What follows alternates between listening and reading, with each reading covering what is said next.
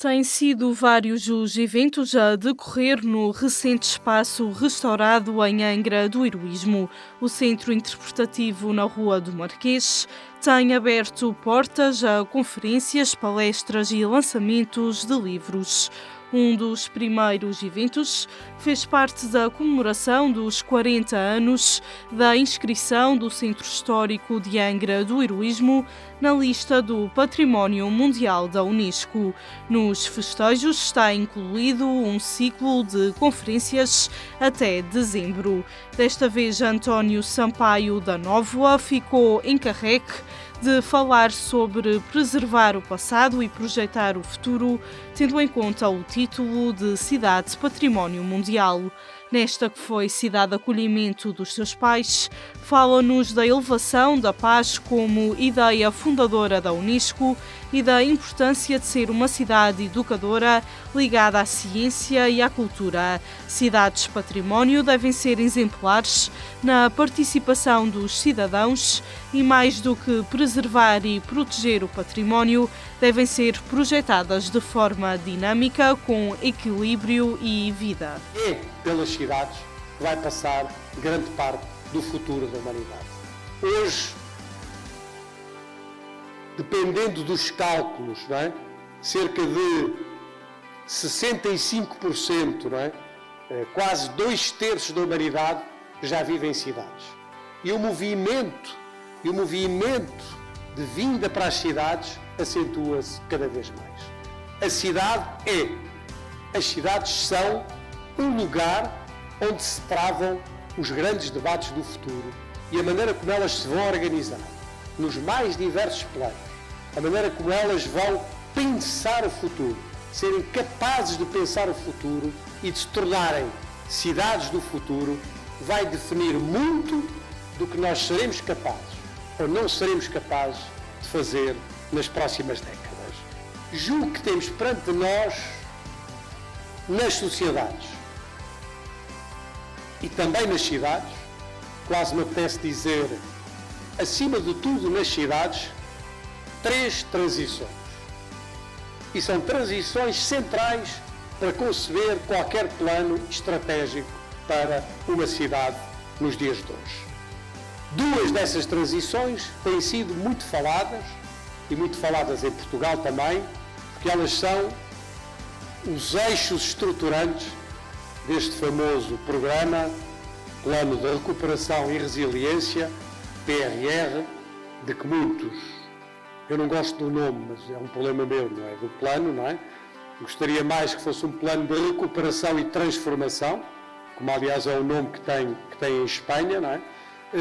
Do que propriamente resiliência, não é? Parece-me curto o conceito de resiliência, mas há 2 grandes transições, que são os eixos orientadores desse programa, que é a transição climática e a transição digital.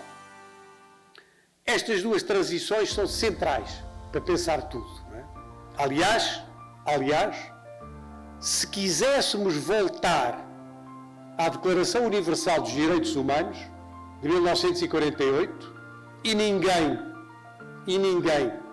se atreve hoje a tentar revê-la, porque sabemos todos que no dia em que se começar a rever essa declaração, vamos acabar com uma declaração pior do que a de 1948, não é? Face ao estado do mundo, ao estado das ditaduras que pululam pelo mundo e ao estado do mundo que provavelmente mais de metade dos países, mais de 60% da humanidade, para ser otimista, vive debaixo de ditaduras, não é? Mas se pensarmos na Declaração Universal dos Direitos Humanos, e se a quiséssemos, por um exercício puramente académico, revê-la, havia certamente 2 artigos que faltam nesta Declaração Universal dos Direitos Humanos. Poderíamos listar muitos outros que faltam, mas há 2 que faltam e que faltam de uma maneira gritante. Um artigo sobre o planeta, sobre a Terra, não é? E até alguns dirão sobre os direitos da Terra, não é? E que os direitos humanos não são só dos humanos, muitos falam de um novo humanismo mais do que humano, portanto, que consagra os direitos das outras espécies e também os direitos do planeta. Falta, obviamente, essa consciência ecológica, essa consciência da sustentabilidade que não existia em 1948. E o segundo artigo que lá falta é, obviamente, sobre o digital e sobre todas as imensas vantagens e os imensos perigos do digital nos dias de hoje.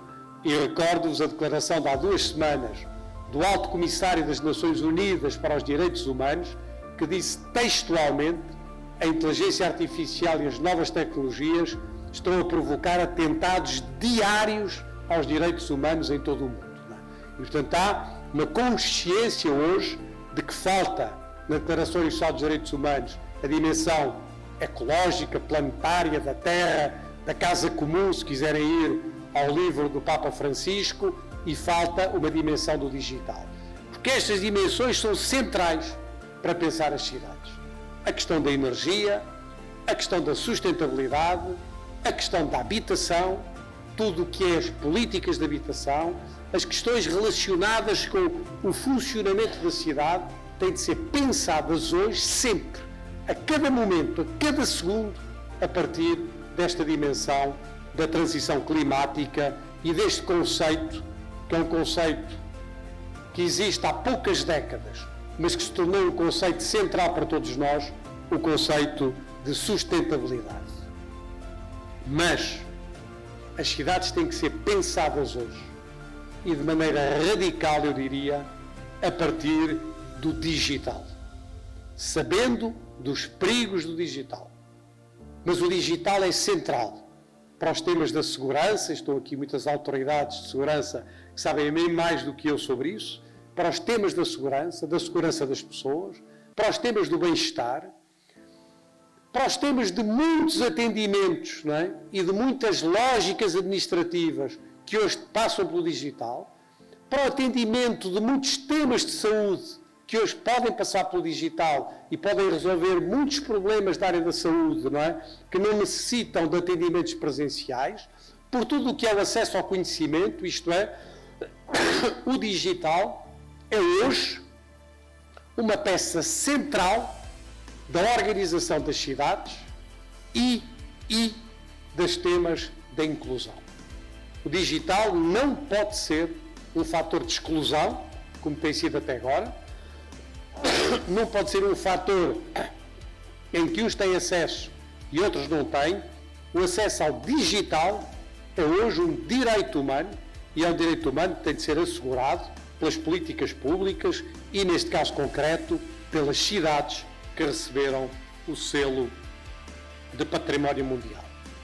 E estas duas transições, que a meu ver são eixos centrais para pensar as cidades e para pensar tudo o que tem a ver com os transportes, tudo o que tem a ver com a habitação, tudo tem a ver com o bem-estar, tudo tem a ver com a saúde, tudo que tem a ver com a educação, mas já falei sobre isso, cruzam-se com uma outra dimensão, de que se fala de tempos a outros na sociedade portuguesa, mas que, a meu ver, não se fala da maneira tão sistemática como se devia falar. E essa é, na minha opinião, a maior transição que está a acontecer na sociedade portuguesa, uma transição subterrânea, uma transição menos visível, mas uma transição central nas nossas sociedades, e que é a transição demográfica, que é o aumento da esperança de vida, o aumento exponencial da esperança de vida, e que faz que hoje, eu dava sempre este exemplo, deixei de o poder dar a partir do dia 30 de dezembro do ano passado, não é? Eu dizia sempre: aqui neste bairro em Oeiras, moro eu, mora o meu pai, mora o meu filho, mora a minha neta, moramos 4 gerações no mesmo bairro e no mesmo espaço. E isto era uma coisa impensável há 20 anos, há 30 anos. Se vocês imaginarem, por números redondos, que há um século, 1920, a esperança média de vida em Portugal era de 40 anos. A esperança média de vida era de 40 anos em 1920. Tudo tudo se passava entre duas gerações. Basicamente havia duas gerações a habitar o mesmo espaço. Não é? E que em 1970, 50 anos depois, a esperança média de vida era de 60 anos. Já havia 3 gerações. E que 50 anos mais tarde, em 2020, a esperança média de vida é mais ou menos de 80 anos. E que, segundo todas as projeções, em 2050, daqui a 30 anos, a esperança média de vida será de 100 anos. Isto muda tudo. Muda tudo nas nossas vidas. Muda a educação, muda a saúde, muda a habitação, muda os transportes, muda as mobilidades, muda as convivialidades, muda a política.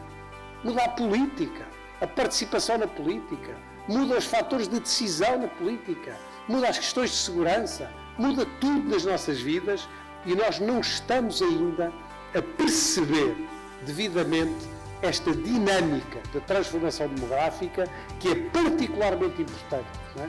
Nos grandes centros urbanos e que tem de ser olhada com o máximo de atenção.